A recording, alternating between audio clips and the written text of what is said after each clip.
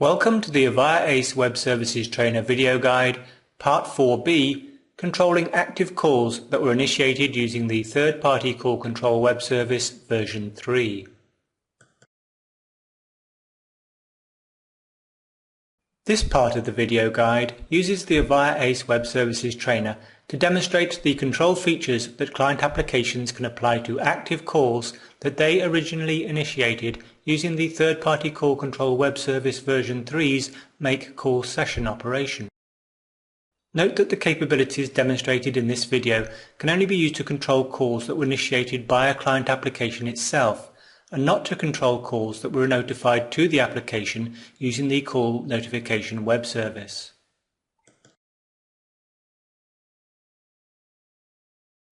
The end call session operation can be invoked by a client application to programmatically end a call that it initiated. To demonstrate, I've connected extensions 81 and 82 in a call using the third-party call control version 3. To end the call, I select the call session ID and click End Call Session. The call is automatically ended. Here you can see the end call session request sent by the trainer and the end call session response returned by ACE. Clients can invoke third-party call control version 3's Add Call Participant operation to add participants to one or two party calls that it initiated, thereby creating ad hoc conferences. To demonstrate, I'll start by initiating and establishing a one-party call at extension 81.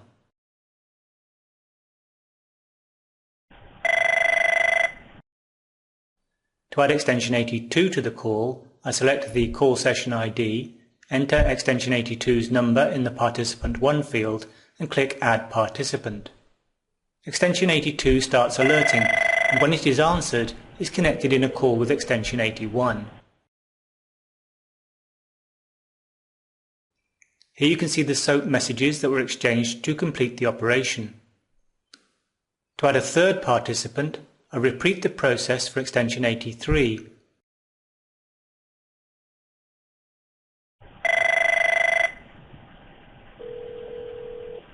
All three parties are now connected in a conference call. In addition, clients can remove participants from multi-party calls by invoking the Delete Call Participant operation.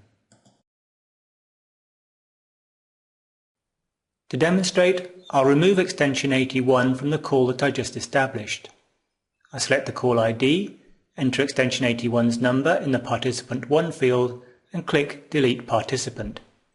Extension 81 is no longer in the call. And here are the SOAP messages. Applications invoke the third-party call control version 3's Transfer Call Participant operation to move a participant from one established call to another. For this demonstration, I've established two calls. Call 1 is a single-party call at extension 81, and Call 2 is a two-party call between extensions 82 and 83. To move extension 83 from Call 2 to Call 1, I enter its extension number in the participant 1 field, copy the Call 1 ID and paste it in the Dest Call ID field, select the Call 2 ID in the Active Call Sessions control, and click Transfer. Extension 83 is now in a two-party call with extension 81, and extension 82 is now in a single-party call. Take a look at the SOAP messages that were exchanged to perform this operation. Remember, you can use the Get Call Session Information operation, demonstrated in Part 2, to check the status of the participants in each call after the transfer. The final call control feature that we are going to look at in this part of the video guide is device handoff. Client applications can invoke the third-party call extension's device handoff operation to move a connected call that it initiated from one device to another without affecting the other participants in the call. To demonstrate, I have initiated and established a call between extensions 81 and 82. To hand off the call from extension 82 to extension 83, I make sure the call session ID is selected in the Active Call Sessions control, and then select the SIP URI format for the from and to fields. This is because device handoff is only supported by the SIP service provider. Finally, I enter extension 82's number in the from field, enter extension 83's number in the to field, and click handoff. Extension 83 replaces extension 82 in the call. And here are the SOAP messages that were exchanged.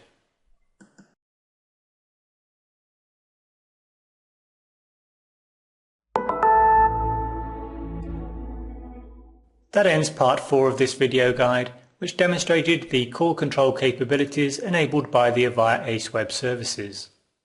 Watch part 5 to learn how Avaya ACE Web Services clients can get and monitor user and device presence status at selected endpoint addresses.